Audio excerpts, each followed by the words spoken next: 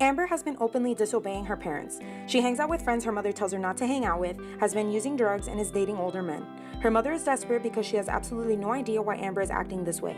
Amber is very closed off to her family, making it hard to communicate. She recently got suspended from school for 3 weeks, and Amber's mother has had it. Her mom believes that she is aware of her wrongdoings. She just wants her to see and understand how much her actions are affecting them. When confronted, Amber is rather apathetic, simply stating, "Well, I guess I'm the one with the problem." This has all led up to Amber being forced by her parents to attend counseling.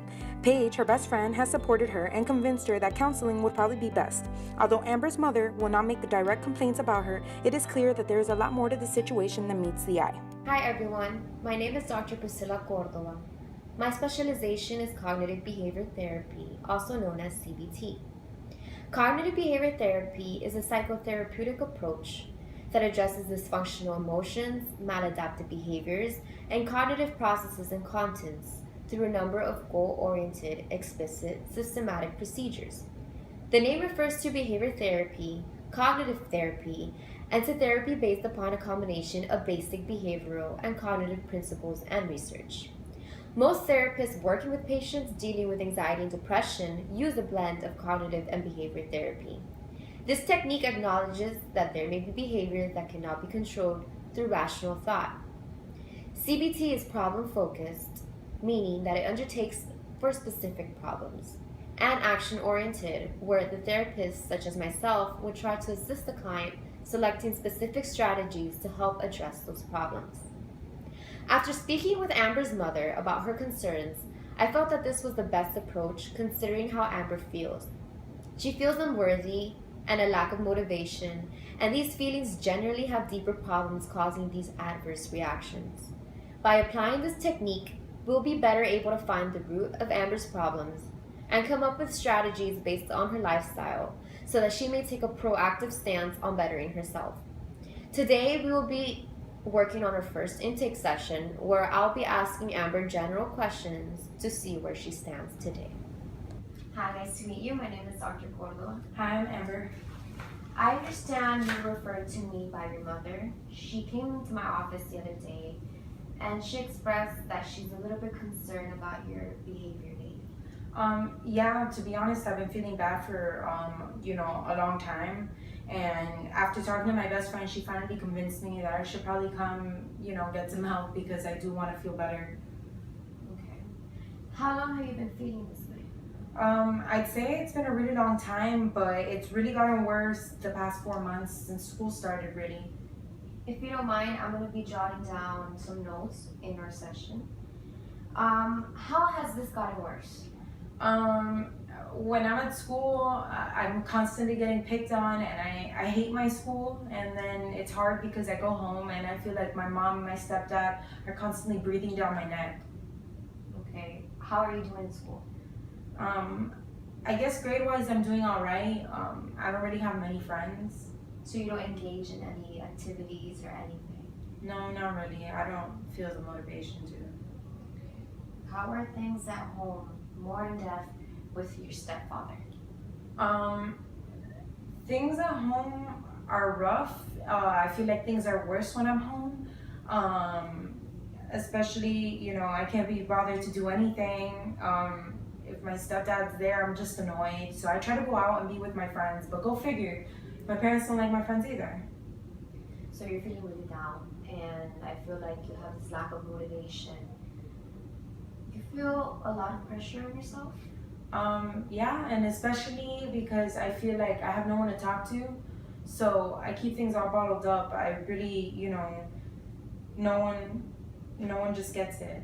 You feel isolated? Yeah, I guess the only person I do talk to would be my best friend Paige, but I don't know. How did you meet Paige? I met her at school.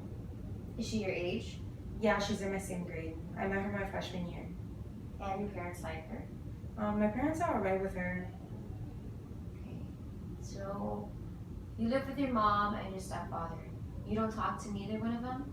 No, honestly, I feel like they wouldn't understand, and I already feel like I'm the problem, so I don't want to make things worse. It's the last thing I need right now. Do you try to hide from them? Yeah, because it's easier than, explaining. So it sounds to me that you want to be better, But it also sounds like you're too scared to reach for help. So let's go back in time a little bit so I can get a feel when you started feeling this way. Um, Things have never been the same since my dad died, but I would say that things really got bad in 2012 when my mom remarried. It's like I just wanted my dad back. I didn't want a new dad. How did he die? He died in a car accident. Wow, it sounds like a lot's been happening, and I'm very sorry for your father's passing. It must have been a big shock. Yeah, it was really hard because, I wasn't over it, and then all of a sudden I had to accept some new guy, and to be honest, I just wasn't having it. So at the time, everything was just a negative bubble to you. You didn't do anything to make yourself feel better? I wouldn't say that I did anything to make it better as far as my stepfather goes. I just kind of like let that, build up. But I try to hang out with my friends to get over it, but What makes you think that they don't like your friends?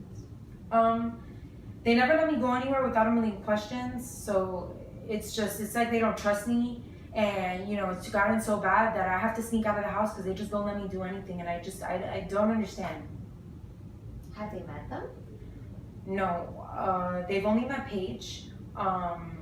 They've never met anybody else because I feel like they'd be too judgmental. I feel like it's just not worth it. Have you ever thought that maybe the reason why they're this way is because your mother's overprotective of you? No, I guess I've never really, looked at it from that perspective, but still, I feel like I could use some trust. So it sounds like the thoughts in your head are, it's not worth it. Yeah, pretty much. Any last thoughts before we conclude today's intake? I guess I would say that I just feel like I shouldn't be here. It's like I'm such a problem. Why be here? Why, So you feel like you don't deserve to be here. When you feel that way, is it often? Or is it very seldom here and there, depending on your day? I'd say it's more often than not. And when you have those thoughts, how do you feel? Unworthy. Honestly, I feel lower than the normal because, I think of all the time that has been wasted, all the things I could have been doing to, make things better. I'm trying to pinpoint what type of emotions you feel. Right now and lately, how have you been feeling if you could describe it in 3 words? Probably anger, frustration, and sadness. It's pretty overwhelming. So, from what you've told me today, I definitely believe that it's not too late to change your lifestyle, maybe the way you think. There's definitely room for improvement here. And I'm glad that your mother came to me before it might have been too late. I'm very glad also that she, even though you don't see it that way, she's very concerned about your well-being. And we will definitely talk more about your feelings of anger and frustration. I will try to help you find ways to battle this negative thought that overcomes you every day, like you say. And maybe we can work something out so that you can find your peace of mind. Okay.